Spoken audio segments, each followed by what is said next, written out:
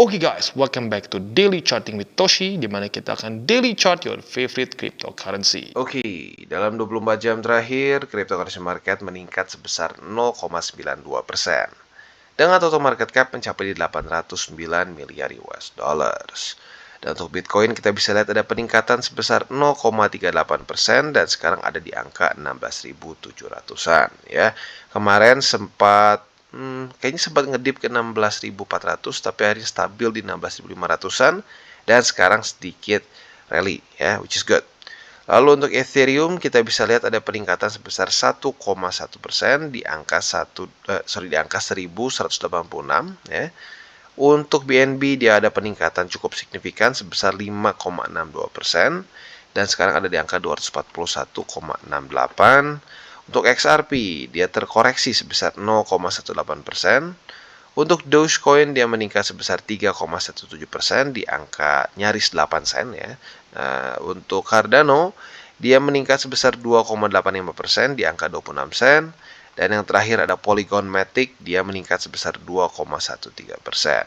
Jadi overallnya cenderung ada peningkatan yang lumayan di altcoins. Untuk BTC nggak terlalu besar lah ya. Tapi bisa dibilang ya masih cukup jauh dibandingkan dengan koreksi kemarin ya. Jadi ya masih overallnya masih cenderung bearish ya. Lalu untuk economic calendar kita bisa lihat untuk hari ini ya tidak ada data sama sekali ya. Jadi minggu ini bisa dibilang sudah selesai ya, tidak ada data yang terlalu penting lagi akan keluar. Dan hari ini mungkin lebih fokusnya ke TA ya. Untuk besok hari Senin juga bisa dibilang sama, nggak ada data yang terlalu pengaruh ke kripto ya. Dan bisa dibilang data selanjutnya yang akan mungkin ngaruh ke kripto adalah nanti keluar pada tanggal 20 Desember, hari Selasa ya. Di mana akan keluar data building permits dari US, lalu akan keluar juga core retail sales, lalu juga ada building permits ini penting karena kenapa? Lagi-lagi ini menunjukkan demand dari US. Apakah demand housing market mereka bisa besar atau tidak? Kalau masih besar, artinya USD akan bisa kembali menguat ya. Nah, itu selain dari itu juga nanti adalah beberapa lagi yang penting. Tapi intinya untuk minggu ini sudah selesai ya, tidak ada data yang terlalu penting lagi. Akan kita lihat di minggu depan.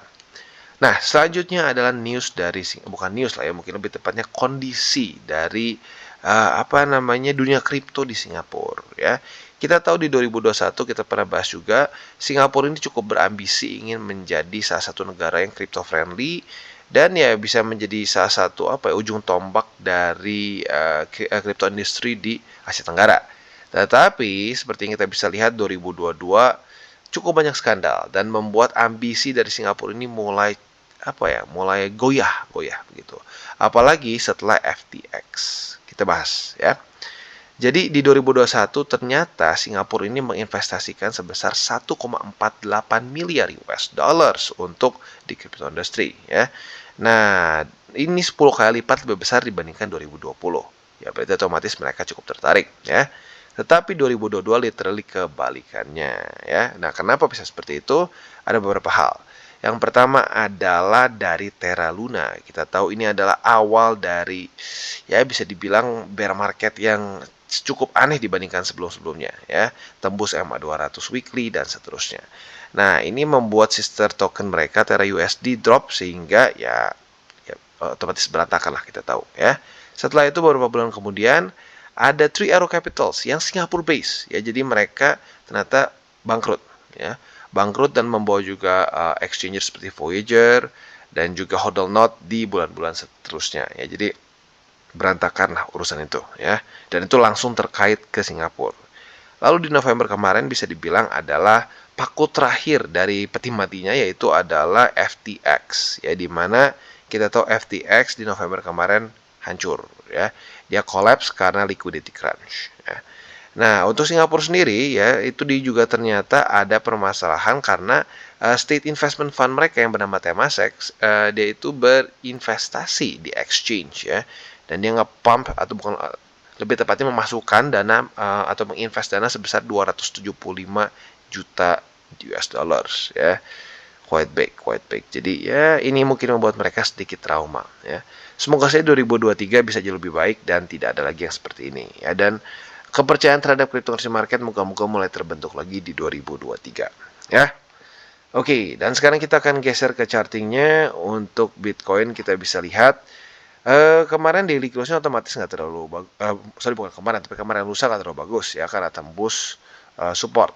Tetapi hari ini kita bisa lihat dia mulai ada pertanda mau retest ke 16.908.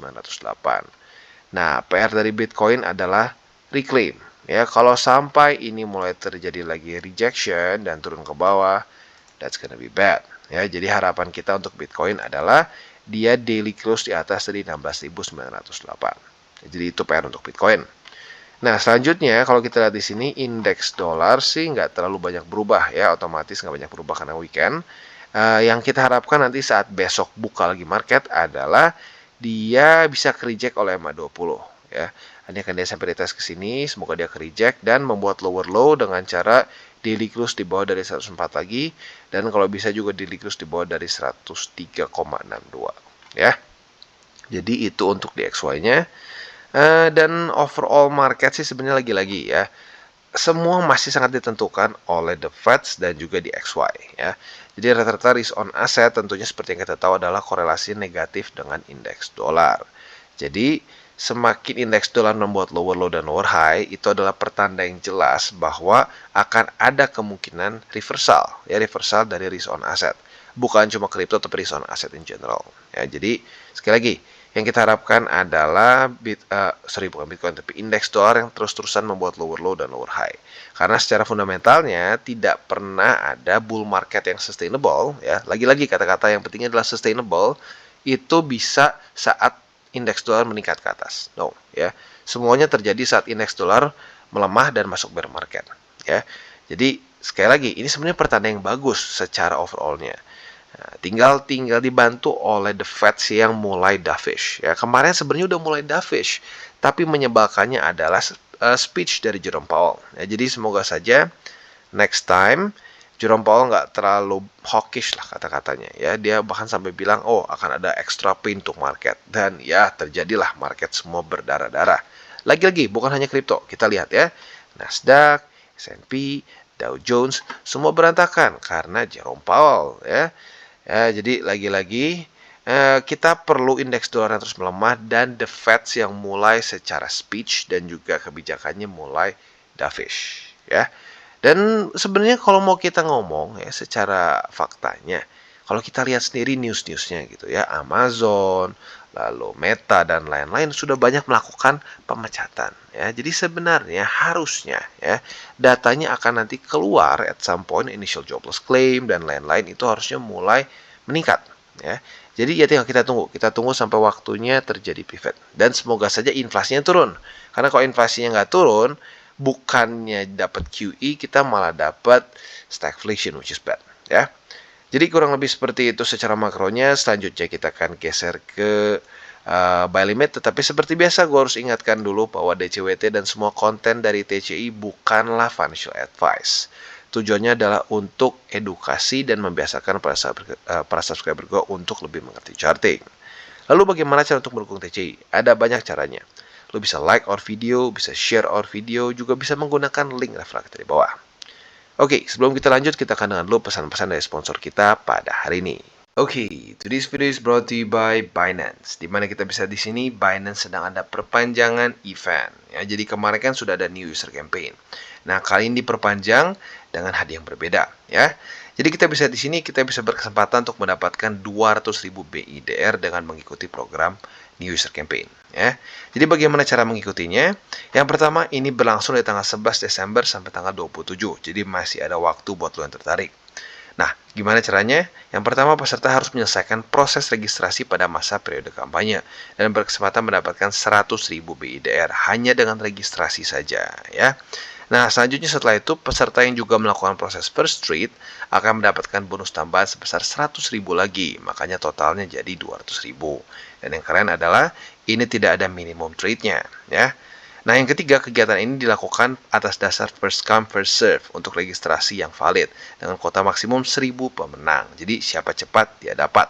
Dan yang terakhir, jangan lupa juga ya, jangan cuma asal aja buka akun, tapi kalian harus juga mengisi formulir survei ya.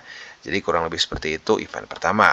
Nah, event kedua adalah event ini apa namanya surprise akhir tahun ya, di mana kita bisa mendapatkan jutaan rupiah dengan masuk atau mengundang teman-teman kita masuk ke Telegram Binance Indonesia ya.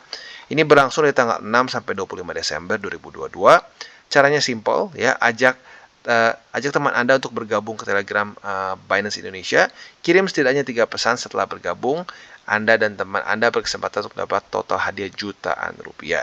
Sekali lagi dari tanggal 6 sampai tanggal 25 Desember. Untuk member baru, kalian tinggal gabung ke Telegram Binance Indonesia.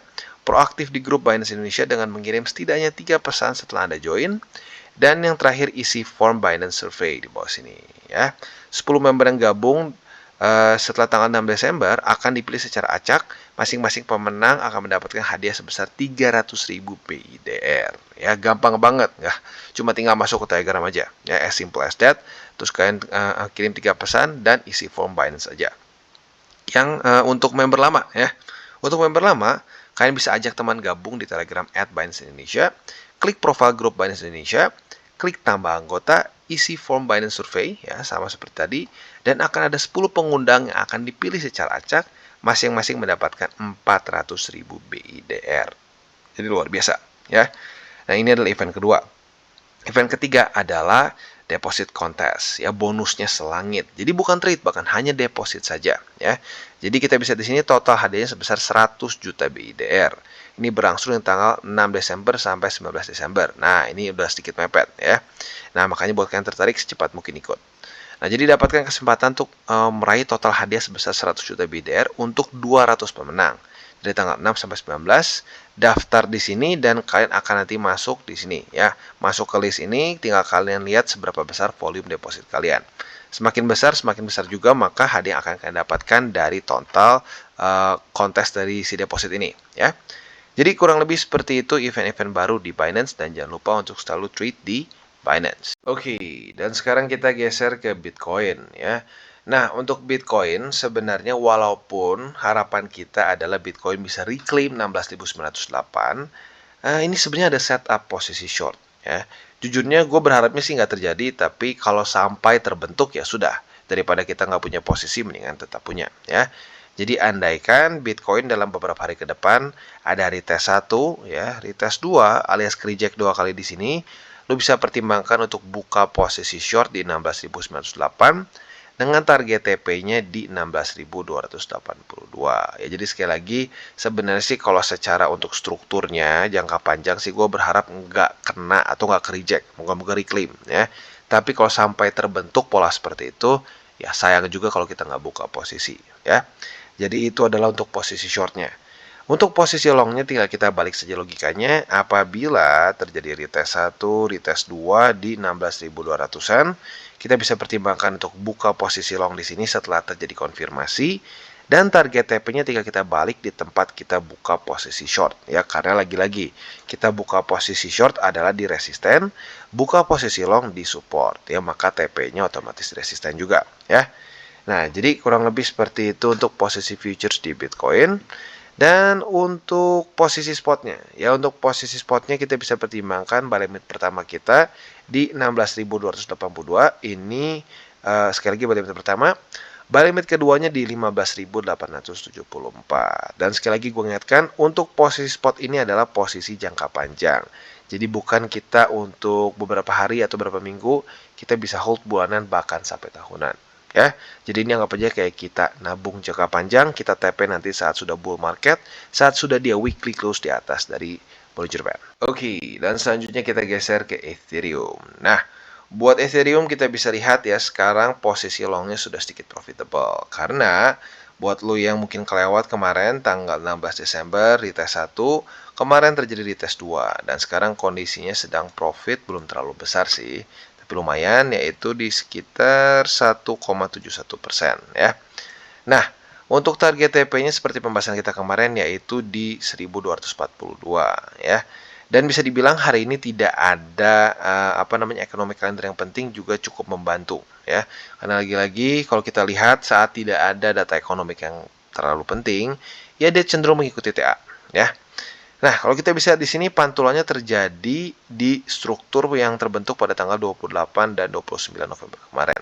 Nah, jadi untungnya apa? Untungnya dia tidak jebol struktur selanjutnya, ya. Nah, PR-nya sekali lagi simple, yaitu jangan sampai daily close di bawah dari 1166, ya. Untuk posisi shortnya, kita bisa pertimbangkan apabila terjadi retest 1, retest 2 di sini.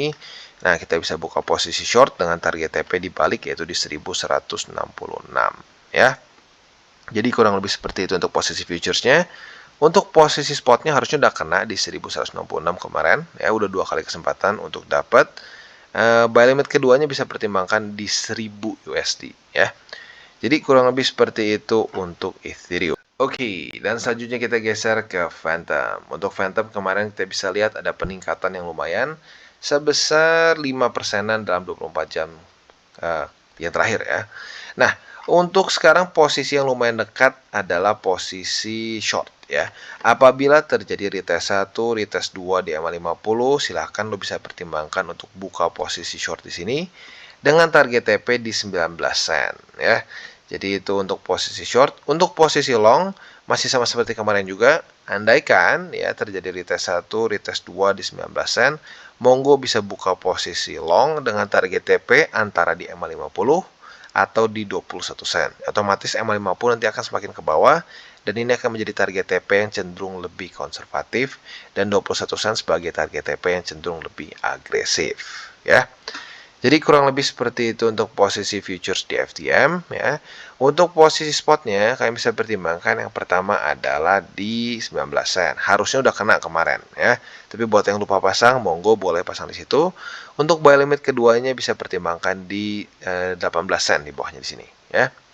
Jadi kurang lebih seperti itu untuk Phantom. Secara struktur jujurnya kalau kita lihat makronya ya, masih cenderung membuat lower high, lower low, lower high, dan ada probability membuat lower low lagi. Ya, makanya ini penting untuk dia bisa mempertahankan struktur di sini. Ya, jadi kurang lebih seperti itu untuk Phantom. Oke, dan sekarang kita geser ke XRP. Nah, untuk XRP setelah kemarin drop di struktur 36 sen dan daily close di bawah dari situ juga pada tanggal 16 Desember kemarin, dia sepertinya masih belum bisa reclaim dan probability yang lebih cenderung besarnya adalah retest ini sebagai resisten. Jadi andaikan dalam beberapa hari ke depan XRP retest 1, retest 2 di sini, kita bisa pertimbangkan untuk buka posisi short dengan target TP di 33 sen. Itu untuk posisi shortnya. Nah, untuk posisi longnya ada dua skenario, ya. Skenario pertama adalah skenario bullish, ya. Jadi ada kemungkinan, andaikan nih ya, tiba-tiba BTC malah bisa rally, ya, misalkan di atas 17.000. Nah, ada probability XRP akan ngikut dan reclaim. Nah, saat dia reclaim, apabila terjadi retest 1, retest 2 di sini, ya, sebagai support di 36 sen, lo bisa pertimbangkan untuk buka posisi long dengan target TP antara di MA20 daily atau di 38 sen. Nah, untuk skenario yang lebih bearish, ya, nah lo bisa pertimbangkan posisi long apabila terjadi retest 1, retest 2 di sini di 33 sen dan lo bisa pertimbangkan target TP-nya di 36 sen, ya. Jadi kurang lebih seperti itu untuk posisi futures di XRP. Untuk posisi spotnya sekarang yang masih tersisa tinggal di 33 sen karena kemarin harusnya 36 sen udah kena, ya.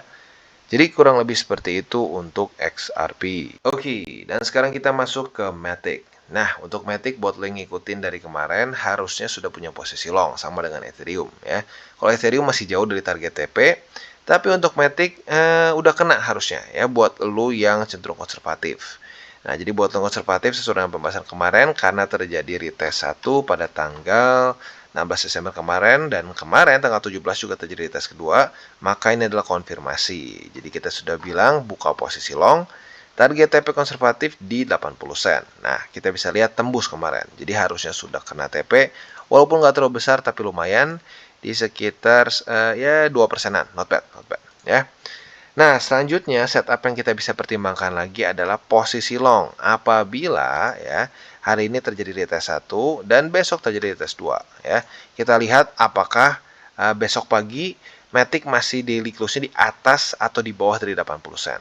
Andaikan dia berhasil daily close di atas dari 80 sen, kita bisa pertimbangkan untuk pending order posisi long di 80 sen, ya. Jadi kurang lebih seperti itu untuk posisi long di Matic. Untuk posisi shortnya bisa kalian pertimbangkan apabila terjadi retest 1, retest 2 di sini di 1.083 sen ya. Andaikan terjadi seperti itu, kalian bisa pertimbangkan buka posisi short dengan target TP di 80 sen ya. Untuk posisi spotnya ya masih tinggal tersisa satu yaitu di 76 sen, MA200 harusnya udah kena kemarin ya. Jadi kurang lebih seperti itu ending dari DCWT kita pada hari ini. Seperti biasa, ya gue harus ingatkan jangan pakai uang panas. Itu adalah strategi pertama yang paling penting di dunia cryptocurrency maupun investment in general, ya. Dan yang kedua, jangan sampai over leverage, ya, sehingga kalian capek-capek buat spot, buat portofolio spot jangka panjang malah berantakan sama posisi futures kalian, ya. Jadi kurang lebih seperti itu untuk hari ini. Oke guys, jadi itu adalah akhir dari segmen DCWT kita pada hari ini. Dan jangan lupa bagi kalian yang merasakan manfaat dari segmen ini, jangan lupa untuk share ke teman-teman kalian.